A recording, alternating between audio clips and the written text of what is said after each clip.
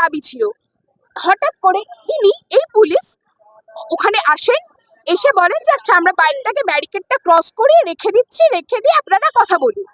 এই বাইকটা ব্যারিকেডটা ক্রস করাতে গিয়ে উনি ওনাকে কমপ্লিটলি পালাতে সাহায্য করেন, উনি ফুল স্পিডে